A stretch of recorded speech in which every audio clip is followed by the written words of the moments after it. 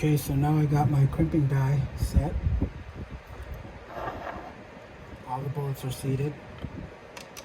Now we're going to do crimp.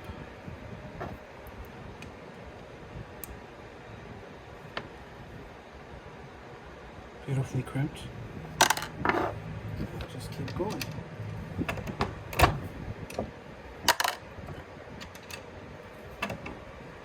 I put like a medium crimp. I don't crimp them too much.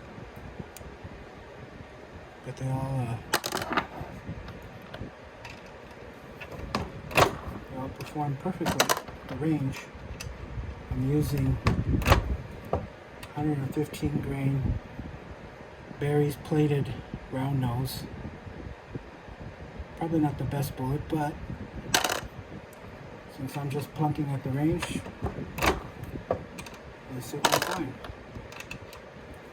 They work great, and they're very cost effective. So, just crimp them.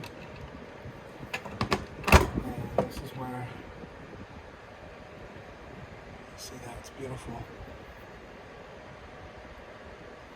Nice. Okay, so that's my process.